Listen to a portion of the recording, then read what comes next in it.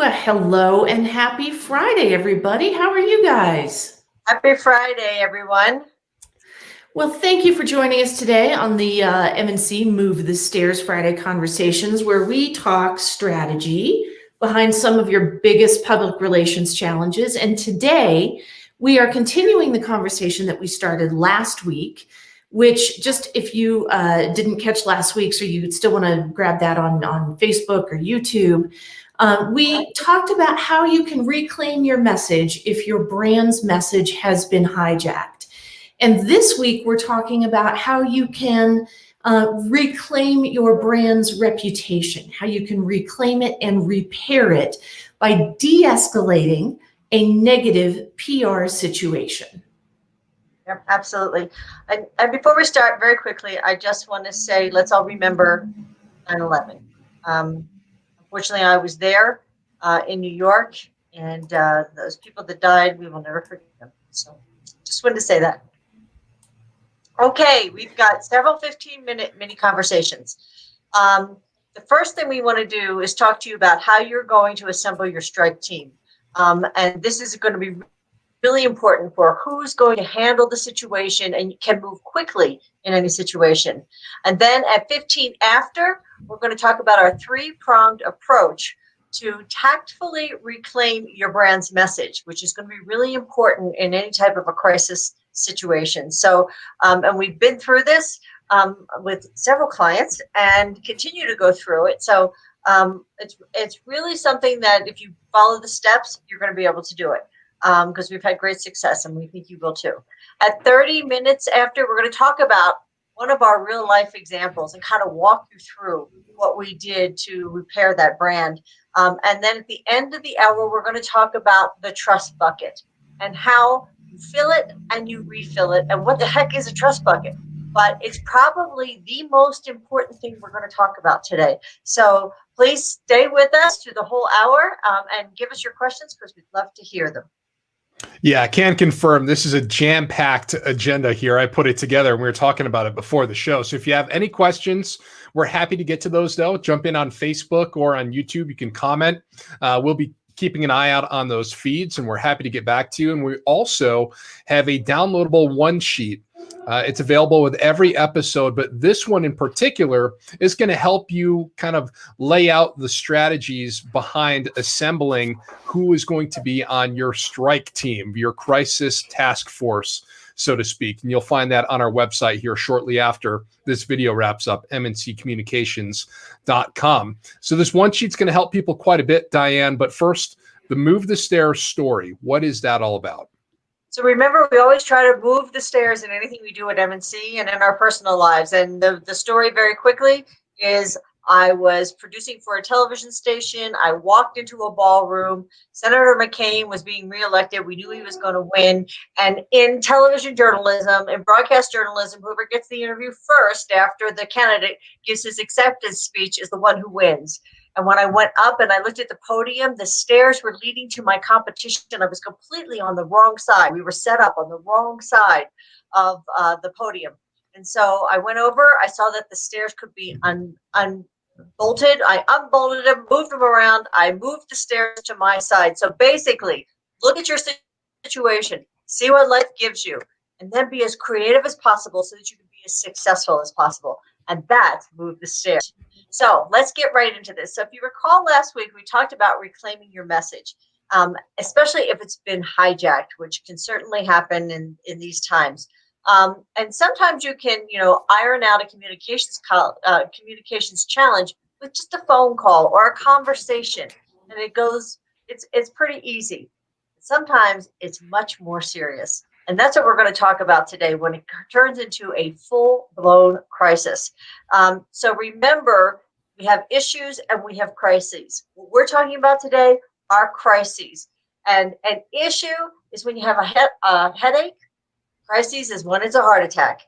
You just have to make sure that sometimes you're not thinking the headache is a heart attack. That's key. But you need all hands on deck. And that's really important. And Sarah, what do you think about all hands on deck? Okay, so let's get into that concept just a little bit, because all hands on deck does not mean bring the entire company in and start planning. right? Too many cooks in the kitchen. So when there's a crisis brewing, ideally you will have a crisis plan to lean on that you have already thought through. You've already got roles established. You've got messaging created. You've thought through who says what, and are they media trained, and what would happen if, those if then scenarios. Ideally, that's a great situation.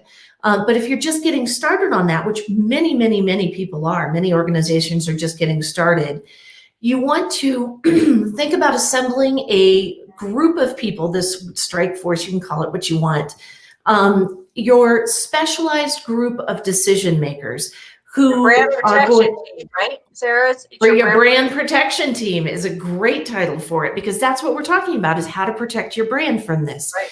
And you are either refining what the roles are if you've already got a team, you're defining what the roles are if this is a new team, and you are going through with this team in a work group kind of way, so that everybody knows what their role is in a crisis and nobody's confused. So start there. It's okay if you don't have this, predetermined or outlined. In fact, nobody wants to sit around and brainstorm, oh, what's the worst possible thing that could happen to my business or brand? Because then you become, that person who may be coming off as negative when you're really trying to think ahead. But I digress. Nobody wants to make that decision. But M&C, part of our brand protection tool, is we do that for you, right, Diane? Absolutely.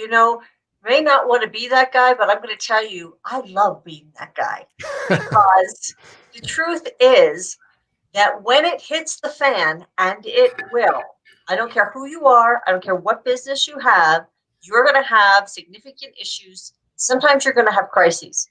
If you've walked through what we do with the brand protection tool, you're going to be like steps ahead, and you're going to be able to figure out the top 2 or 3 threats that you need to be really focused on in the next 6 months to a year. So we're not going to waste your time on what about if this happens, or what about, no, there's an actual scoring sheet that goes through, so you can figure out what's the likelihood it's really going to happen, and is this something I really want to focus on, because if I do something now, will it make it better? Will it mitigate the negative impacts going forward? And the answer is yes, it will, and you'll sleep better at night. So brand protection is really important. Thinking about crisis is really important.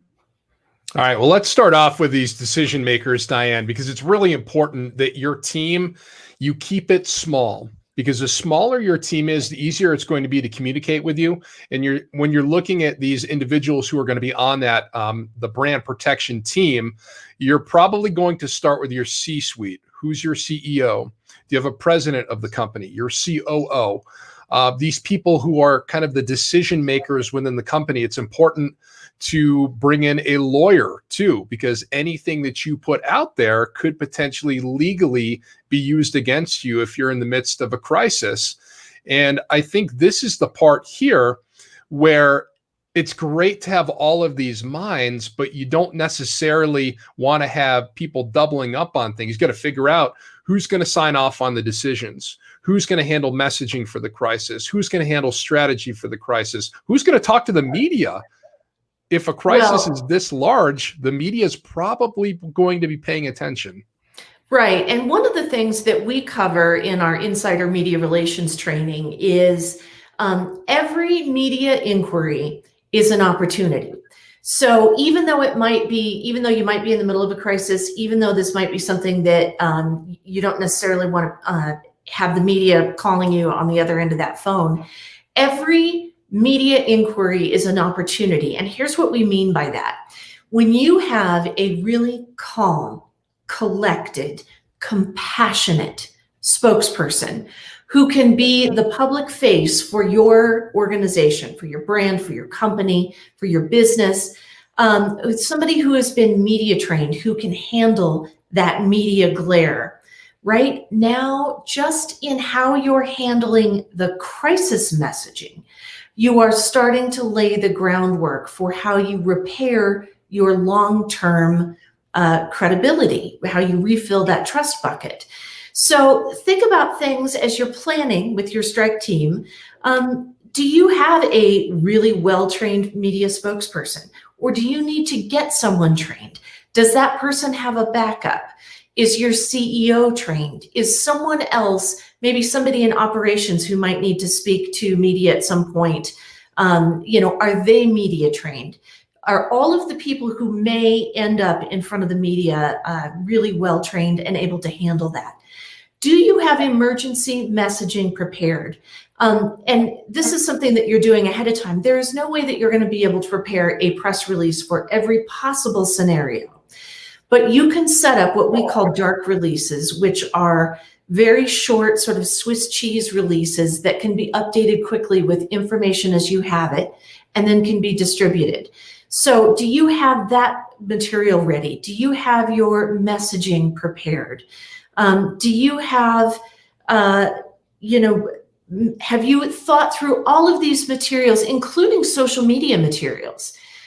So do you have everything ready to go, and your folks are prepared so that you're not stepping out there, deer in the headlights, trying to face that media glare, and you run the risk of not being calm, collected, compassionate, and having a really consistent, clear message going forward. So one thing to think about here is whether you tier your spokesperson response. And Diane, tell people what that means, a tiered response. Well, a tiered response basically means that you don't put out your CEO immediately. I also want to say here that when we're talking about messaging, you should be messaging your employees first. That's huge. Don't let them get their information from the media. So if the media calls, think about those employees and what information you have to get to them. The first thing in the tier is a very short and sweet statement that you acknowledge that is an issue going on. You are not taking blame for the issue. You are not saying what's happening, but you acknowledge that it's going on. You show that you know what's going on. If there is a compassionate side to it, if people have been hurt, you're always going to start with how sorry you are that whoever has been impacted, but you kind of stop there. And then you say, and we are now looking into this, and we will get back to you with what we have found out and our next steps as soon as possible, or in 15 minutes or in 30 minutes, but you have that short statement. That's really important to get out there to say, yes, we do know about it. We are working on it. And we take this very seriously. But most of all, if somebody was hurt, we are so sorry that somebody got hurt, no matter what the situation is. We just don't want that to happen. Meanwhile, behind the scenes, your brand reputation team is working to figure out what the messages should be. So Sarah talked about that Swiss cheese release. When we talk about Swiss cheese, it has the holes in it. So you're going to write the release with the holes in it, and you're going to be able to just fill in the holes with, this is what we know, this is what happened, this is when we're going to get back to you. You're done. That's it. But now you're working on talking points. You're talking to your spokespeople. And remember, you must have at least two. I cannot tell you the number of times, even in news, where I had disasters happen and somebody's grandmother had passed away and somebody else was getting married, and they were two integral people to how we were going to handle the situation. And I had a really good backup for one, and I had a semi-good backup for the other. And the semi-good backup, man, it bit me. It bit me big time. So you want to make sure you have at least two people ready. Plus, if it's going to become an ongoing crisis, you want to figure out how you can get that spokesperson sleep, get them time to eat, get them, somebody working on the outside helping them. It's so important because they need a break. And they have to be up and they have to be really with it when they're in front of the media, or even when you're in front of your employees. So you want to think about who that person is.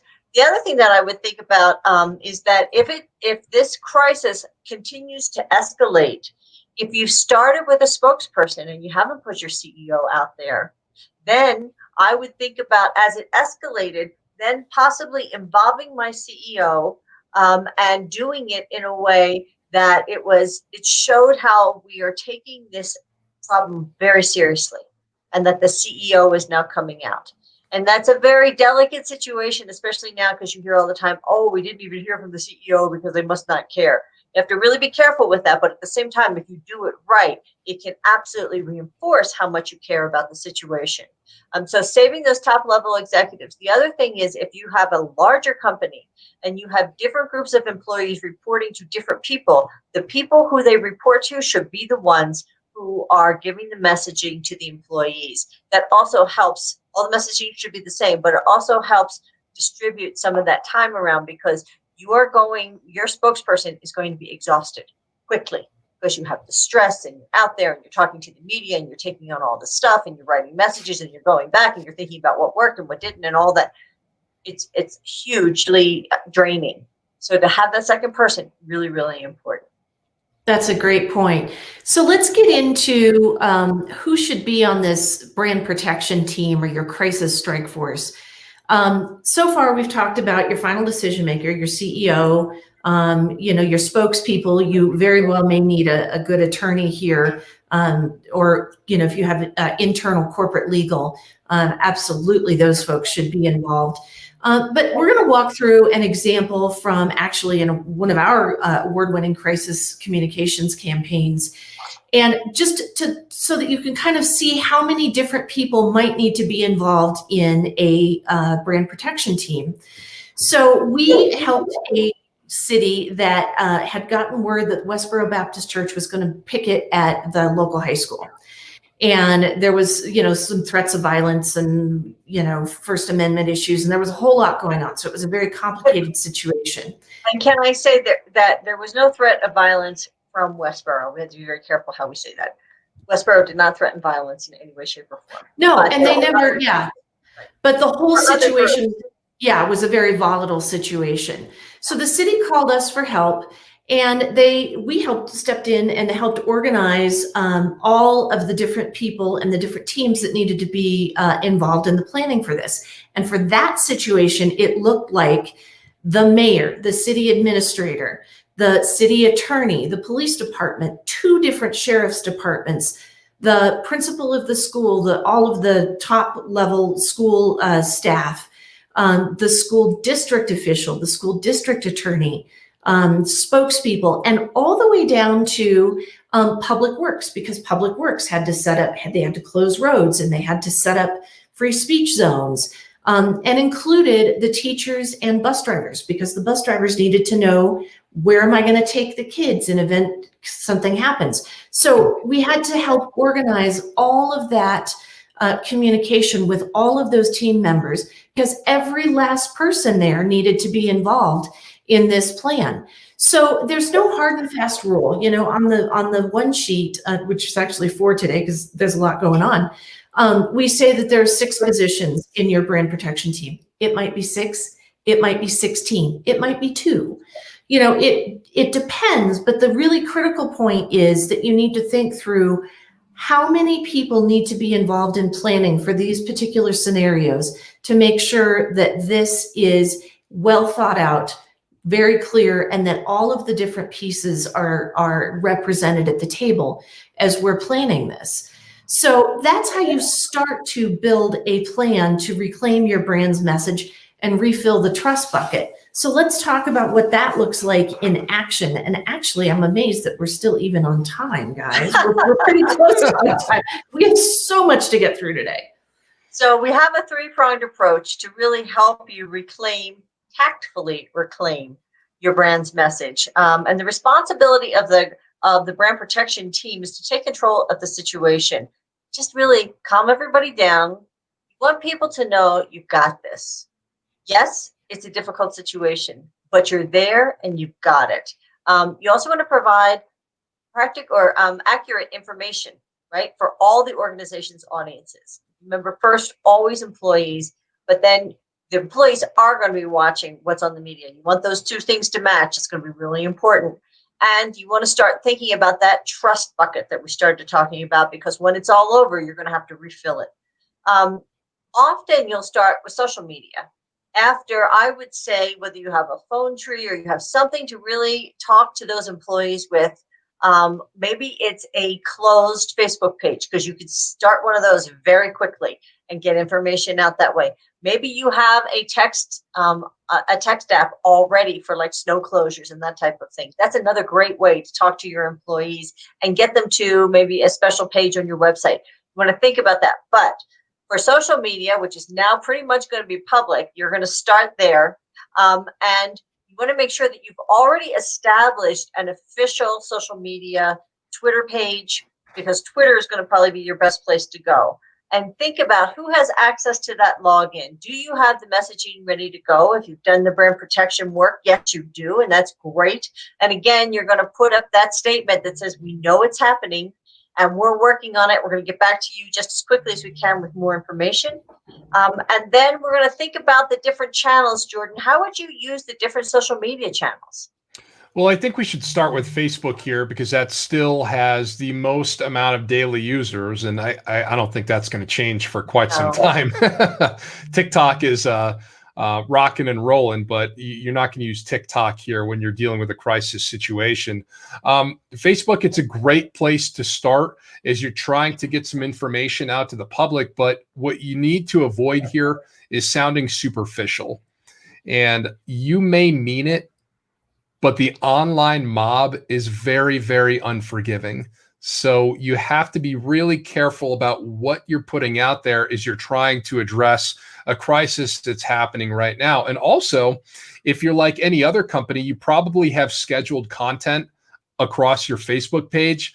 Got to shut those down because you don't need a big sale going out when you're trying to address a crisis situation, because it's another blemish on your brand's reputation. Sarah, what about Twitter? Well, here's what we know from our insider media relations training and experience. The media is on Twitter. So all of the rest of us are sharing cat photos and what we had for lunch on Facebook and Instagram. The media are on Twitter, and that's where they are finding about breaking news events. It's where they're talking to each other. It's where they are monitoring municipalities and companies.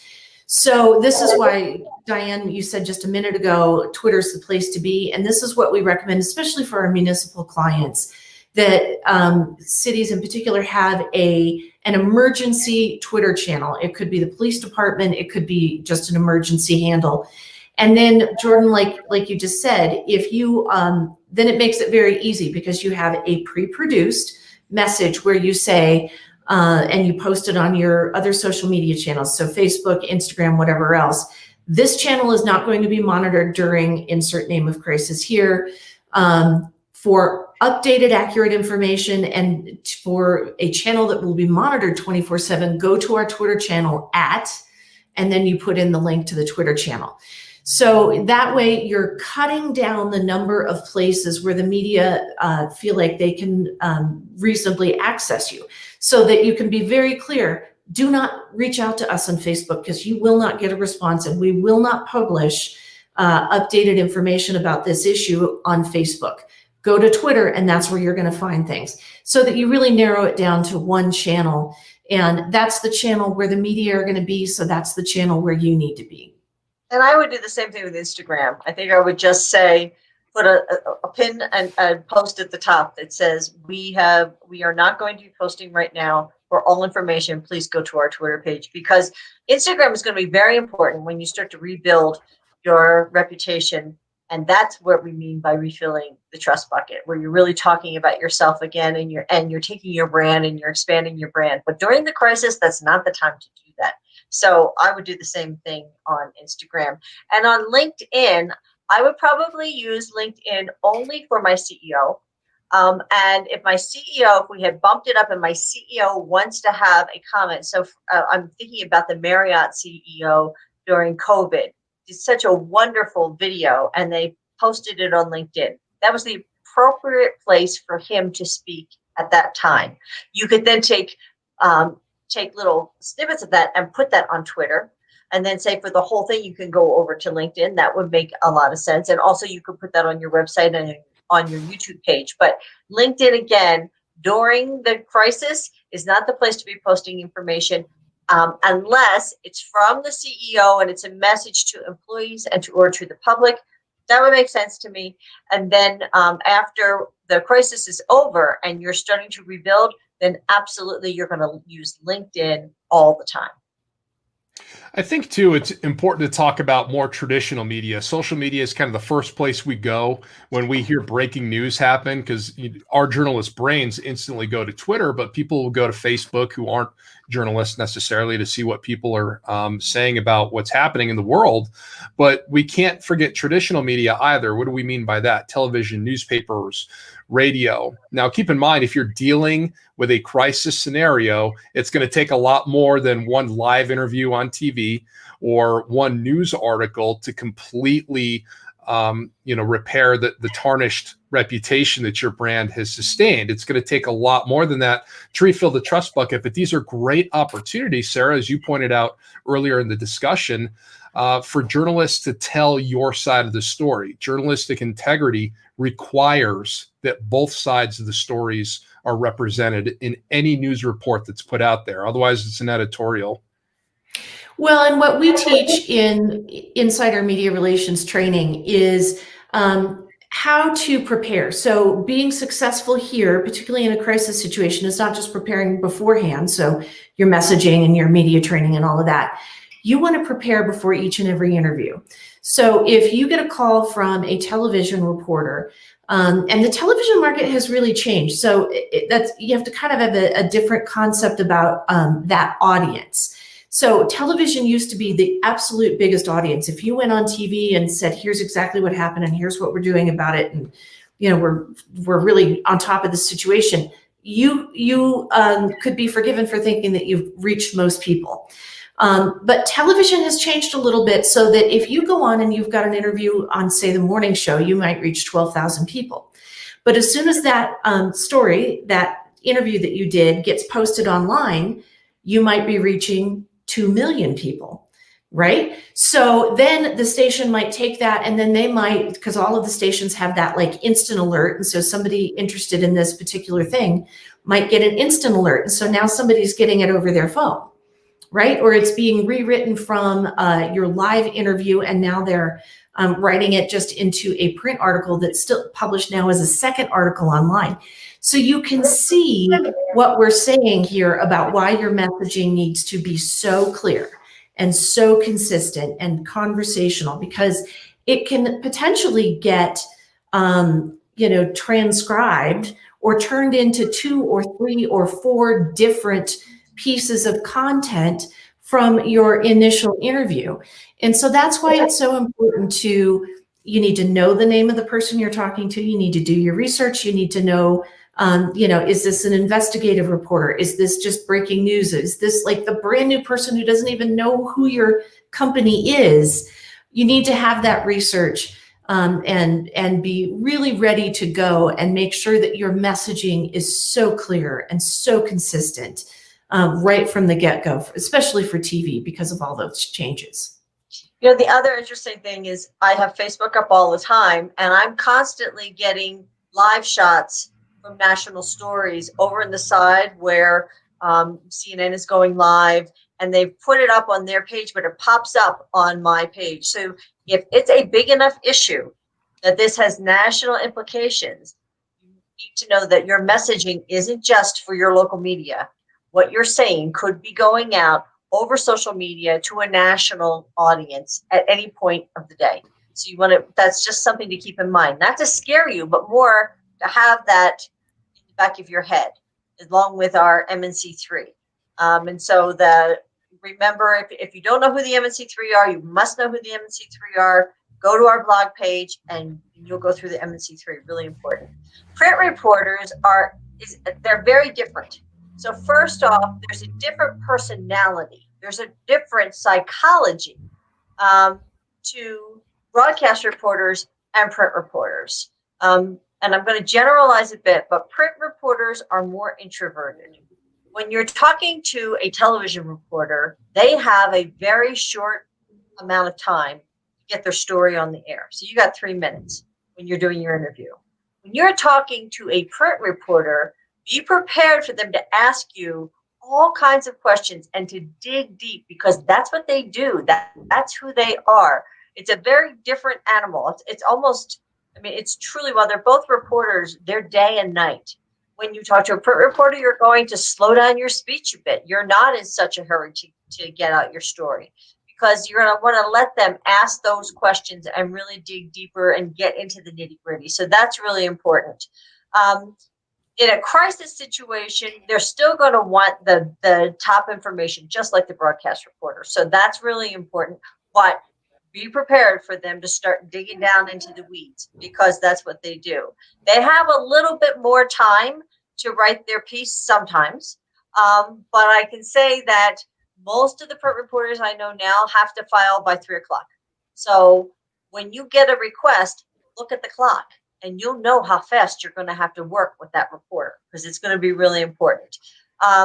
If it's an ongoing issue, like an investigation, an oil spill, something like that, the print reporter is going to have a lot of time to do research on your organization. So you're going to get questions all over. So have your people ready, get you the information that you need, or are you the right person at that point? Do you have the expertise to really talk to that reporter? Really important. Again, as Sarah said, you want to know the background of that reporter. Whoever you're working with that's helping you prepare for interviews should be looking at the last 3 to 5 articles. Get a feel for the tone. Get a feel for how deeply they dig. That's a little better. How deeply they dig. Their point of view. What is their newspaper's point of view? Because that's now an issue, and we know that. And at a minimum, I always ask them, what do you really want to get out of this article so that I can prepare for you? So when you get the request, you're not going to do the interview right then. You are going to call that person back, because you want to be able to do your research so you understand who they are. And when you get that initial call, ask that specific question. What angle are you going for? What are you trying to get out of this so I can make sure I can get the best information for you? And that's going to help you. And ultimately, you won't waste their time, and they won't waste your time. And you'll know if you need to bring other people in, and you'll, again, look extremely researched, extremely credible. And it will, making their life easier, believe me, is going to make your life easier. So the last of the 3 prongs, as we talked about, we talked about social, we talked about traditional. Now we're going to talk about your employees, because your employees, and probably I would move your employees up to first. Because, again, you do not want your employees getting any information in a crisis from the media. There is nothing that will turn them off more. So you really want to talk about what's going on as much as you can. They're on the inside, so hopefully they're already in your corner on this, but not always. And what you don't want to do is foster any kind of distrust or anger with them. So they have to be elevated to, it was important for you guys to know first. And every time I'm in a crisis, that's what we think about. And then again, who do they look up to in the organization? Have that person be the spokesperson, just talking directly to those employees. That's going to help you as well. Jordan, this is where we talk a little bit about your chain of command, right? And the trade. Oh, we talked about trade publications. I apologize. I went right over that. Oh no, that's okay. We were running a little heavy on time, so I figured you just skipped over that. I was going to mention that we could include that in the article, but you have been kind of beating the drum, Diane, on keeping your employees informed during this entire conversation, because they're the lifeblood of your company. Right. It's like when a coach on a professional sports team, sometimes you hear the phrase, "They have lost the locker room." Means that their players no longer believe in them. You cannot have that for your company anytime, but particularly in a crisis scenario. My goodness, you need to have their back, and they need to have your back too. I think that's exactly the right phrase. You can't lose the locker room, and making sure that you've got your employee communications. I mean, I think that that's something that gets left out of a lot of crisis plans is. Yeah, make sure that you've got somebody who can communicate. And it could be questions like, should I report to work today?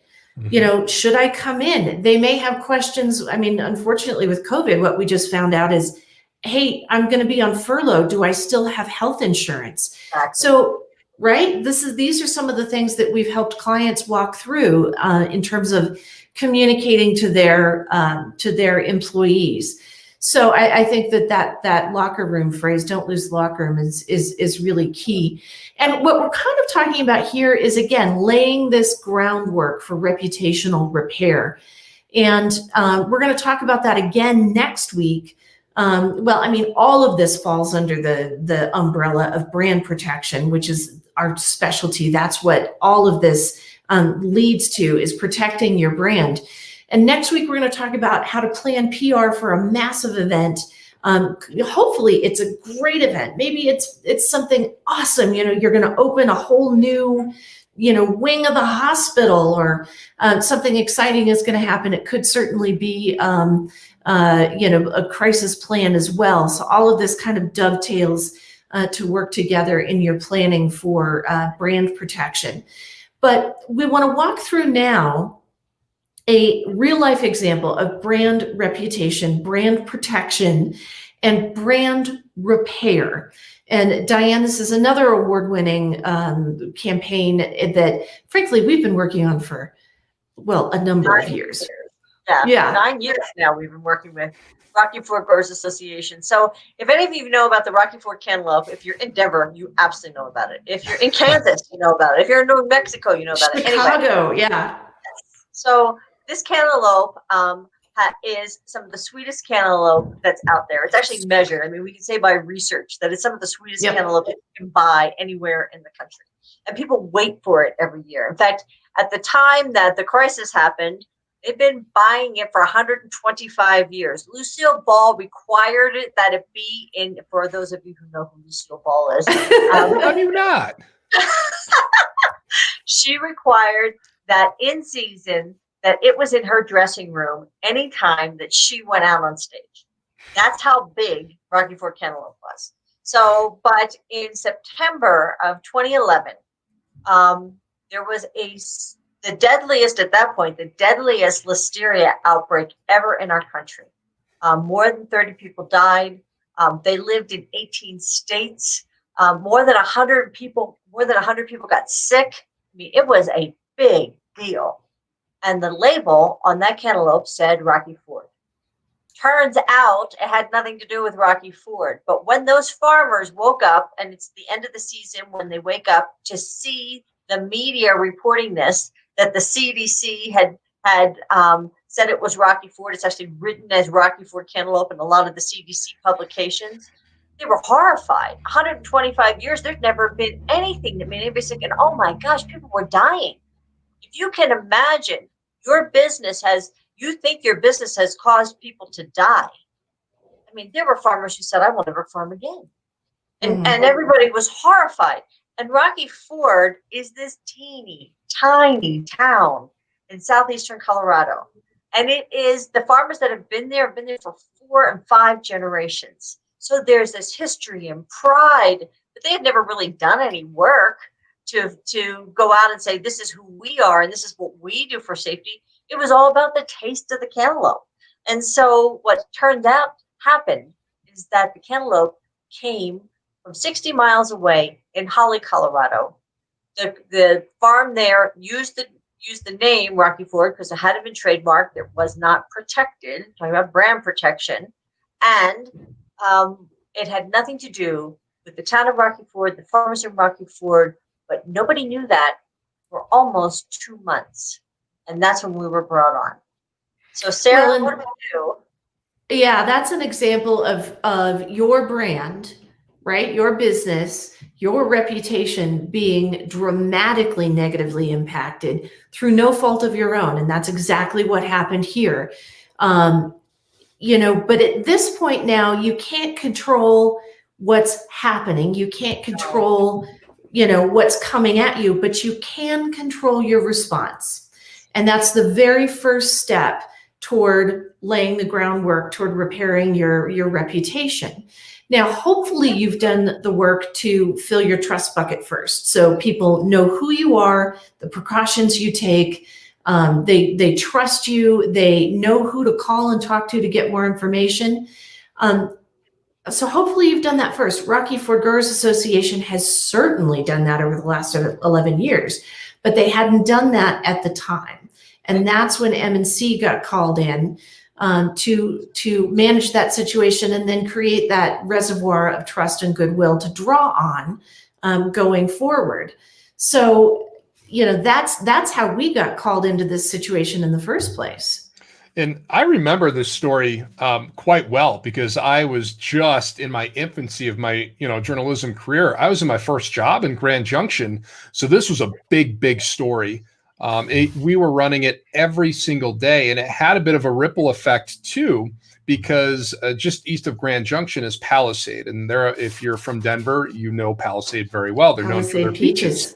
Exactly. So we were asking the question, oh my gosh, if this could happen in eastern Colorado, how are we doing locally in Grand Junction and throughout the Grand Valley to protect produce from running into these types of issues? So it was raising all sorts of questions, not only in eastern Colorado and nationwide, because it was a nationwide story, but it was impacting other parts of agriculture in Colorado too. It was an international story. I could not believe how fast, because of, and you have to remember, back in 2011, the web still wasn't what it is today, but it was international. It was crazy. So what did you guys do? Yeah, so you can imagine, you were talking about, you went and talked to the farmers, the Palisade farmers.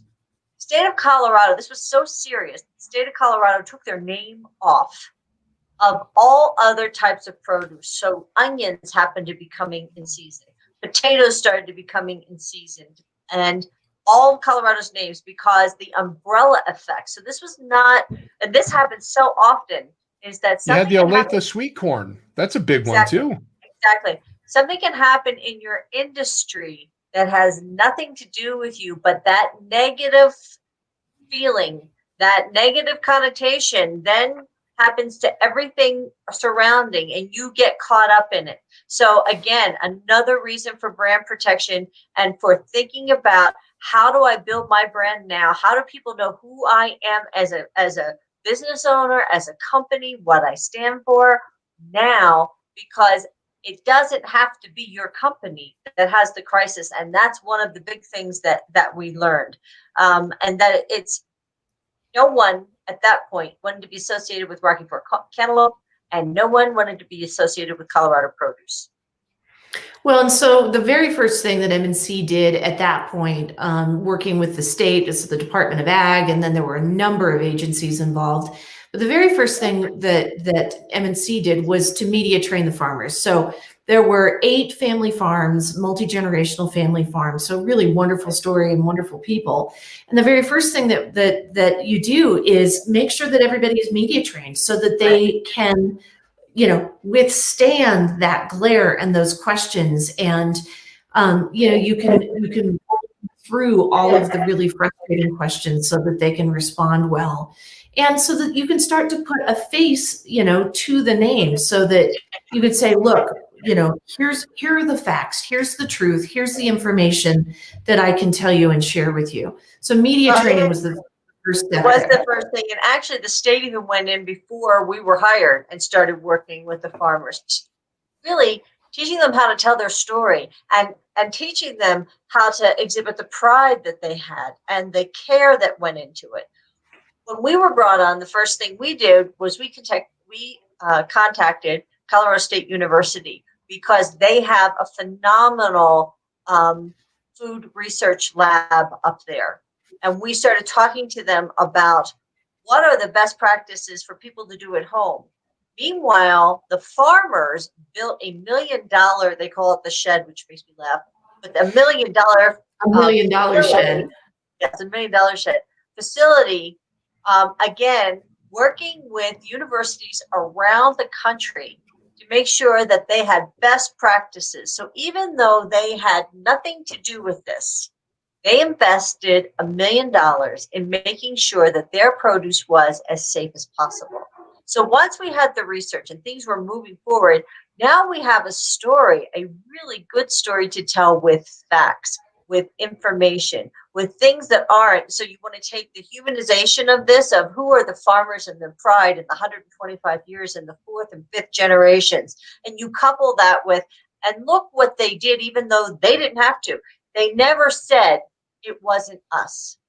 what they said was, we want to be as good as we were already good, but how do we take this to the next level?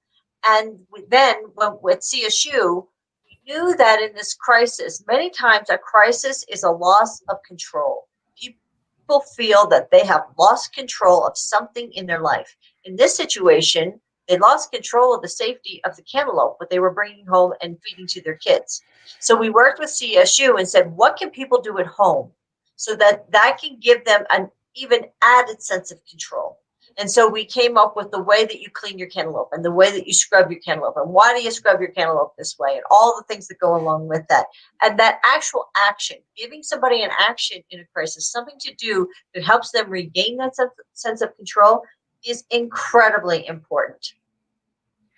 Well, and then we got busy on story pitching, but what I want to be really clear about here is this was not that year, right? You know, the following year, the story pitching was on, look at what they've done, look at all of the precautions and the safety mechanisms. Right. Because it happened at the end of their season, right? So they had some time to really prepare so that we could get started, right?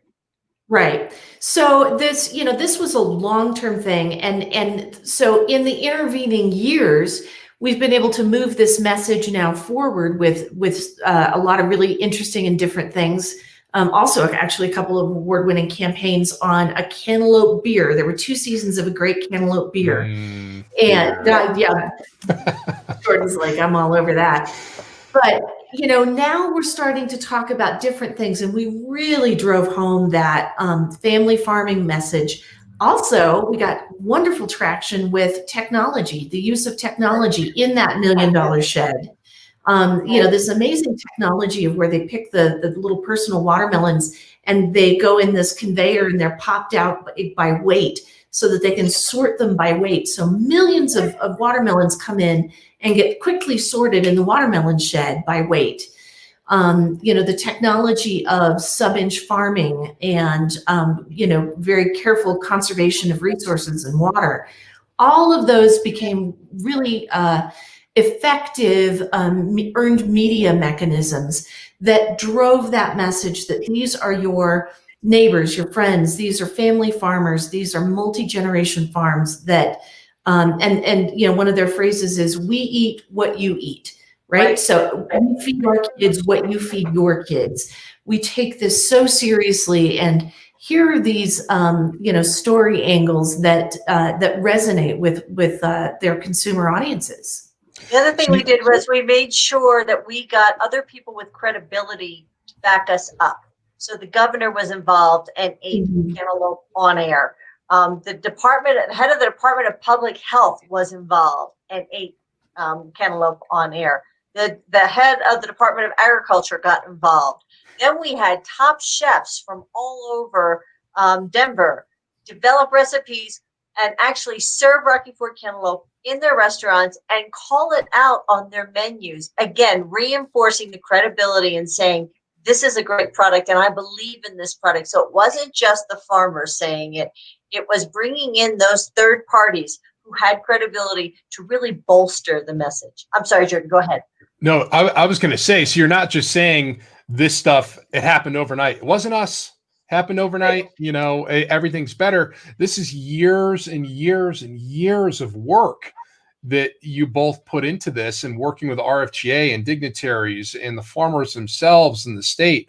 All of these things help to refill the trust bucket. And it's a word that, you know, we've mentioned quite a bit in this discussion, Diane. So what is the trust bucket for people who may not be familiar with that? It's really an analogy. Think of a bucket that you fill with water. And every day you put a little bit more in and it gets higher and higher and higher. And then something happens. Somebody kicks it. Somebody kicks the bucket. And all of a sudden, the water sloshes out. That's your crisis. So if you didn't have any water in your bucket to start with, your bucket's going over. You are kicking the bucket.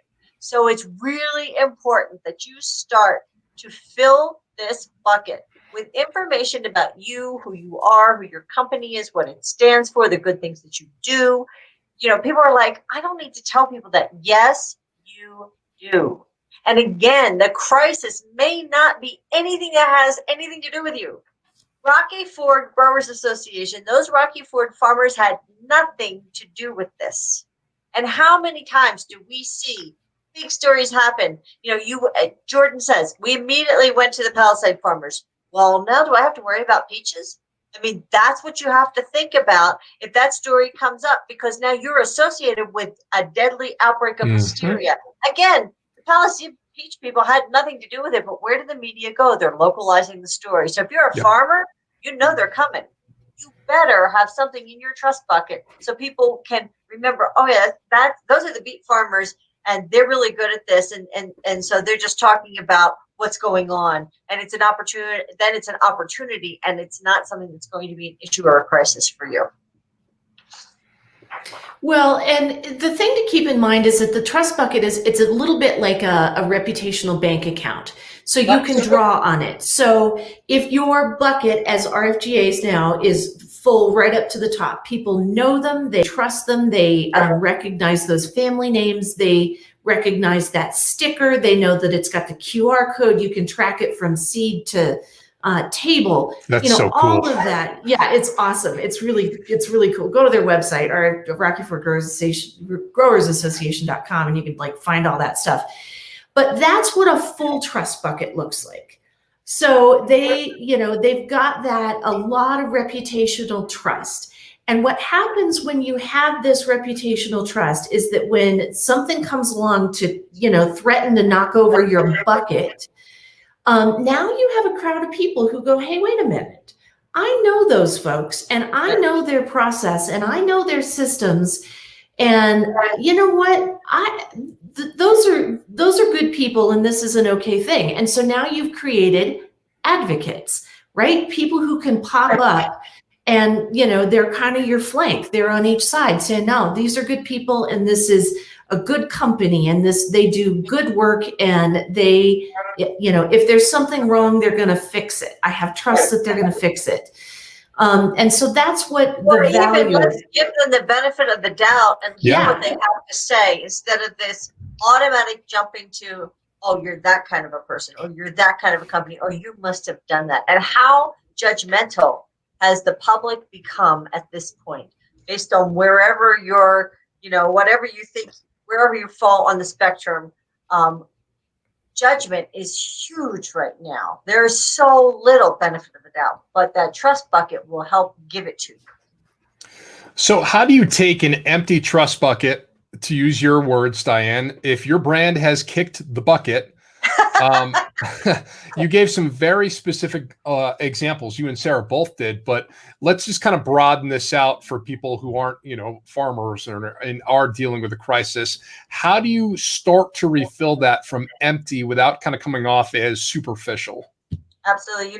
We talk about the 4 C's: clear, concise, conversational, and the biggest C, compassion.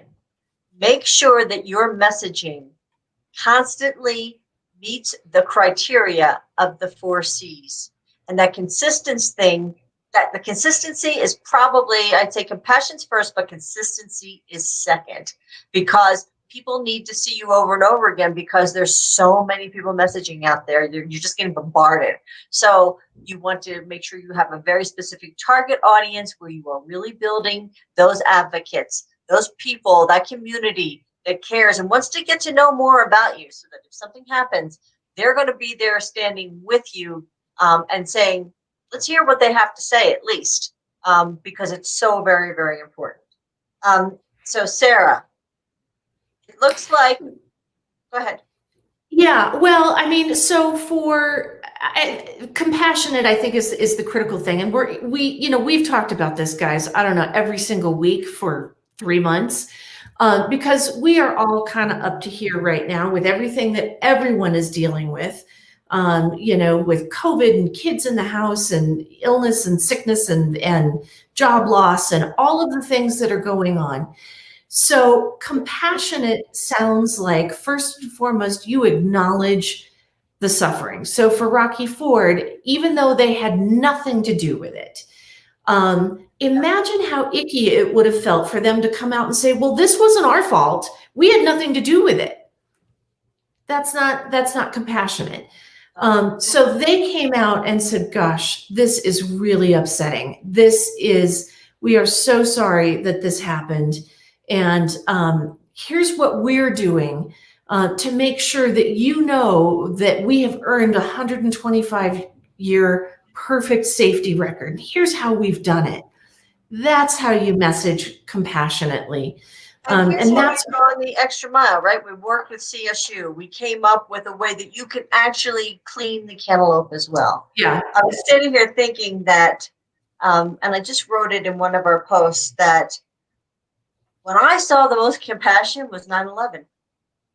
When we were driving across the country and coming back, any place we stopped, especially if they knew that we had just come from New York, people were like, what can we do? I mean, it's that, and that's the feeling. We don't see a lot of that right now, unfortunately. So when you're, as a business, compassionate, and compassionate can also say, I want to hear your side of a story.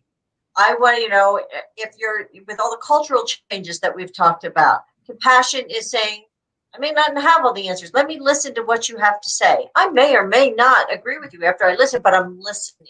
That's compassion. So everything that you're doing has that sense of compassion in it, that no one is automatically wrong, that yes, you care that somebody is hurting. It doesn't matter whether you caused it or not. Somebody's hurting. Something is causing their lives to be disrupted in some way. We really are sorry that that happened. And that's the tone. That's what we mean about compassion when you're talking about, or we know this is happening to you. We may have a solution for you. That's not selling, that's compassion, especially if you're careful with how you do that. And that's so important. And I think it's a lost art in many cases. And if you can regain that with your business, that trust bucket is just going to fill up very, very quickly. Well, and I think one really critical piece here is, say you did do something wrong. Say your company really biffed it somehow. Yep. Somehow you have to get out there and compassionately sort of stand in the force of what's coming at you and say, yes, I hear you. And I'm listening and I understand. And here's what we're doing to mitigate this.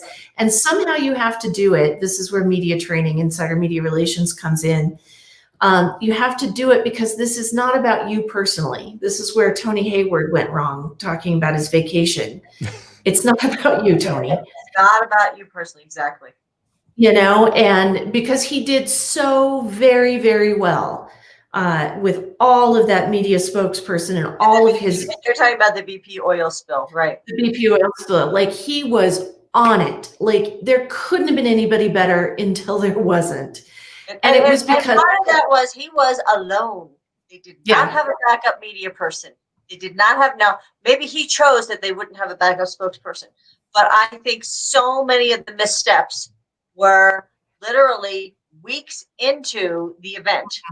And that at that point, he was exhausted because the media, especially if it's an international event, it's 24/7. It does not stop. Your phone does not stop ringing.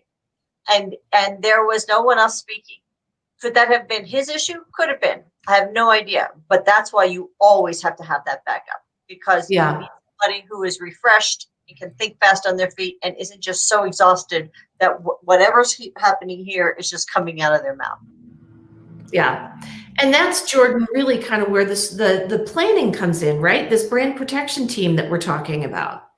Exactly. This is where you're looking to those people in your C-suite. You're looking at the brand protection team. You've already assigned your roles so that you can carry out that three-pronged approach. You're talking to your employees. You're using social media. You're using traditional media. And it's not all falling on one person to make that decision. You've successfully delegated everything that you need to do when dealing with this crisis, and now you're ready to move. Absolutely. You're ready to put that plan in action and refill that trust bucket over time. So we're just about to the top of the hour. So I hope you guys have really enjoyed this. We always enjoy talking about this because just want to say Rocky Ford Cantaloupe sold out at a premium price that first year and has every year since. So and imagine what they came back from. I mean, at one Yeah. point, supermarkets were not even going to carry it. That's how bad it was. And yet it was turned around. It was turned around because those farmers worked their tails off. They did what they needed to do. They told their stories. They worked with CSU. They said, they didn't say it's not us. They said, let's be as safe as we possibly can. How do we take this to the next level? How do we, guys, move the the Move the stairs. stairs. and move the stairs in a big way? And all of that really worked out. And it would be the same for you, because you can really mitigate the negative impacts and move the stairs and turn things into an opportunity. And that's the whole key. So we hope you've had a wonderful hour with us. We always enjoy spending it with you. If you have any questions, feel free to email us. You can go to the blog on the website and ask questions. You can post questions, I believe, on YouTube, right? Is that right, guys? Yep. Mhm. Yep. Questions on YouTube. We check all of that. We'll either get back to you this week or we'll talk about them next week. And we hope that you have a fabulous, thank God it's warm, weekend. My snow is just melting now. So have a wonderful, wonderful day. All right. Happy weekend, guys.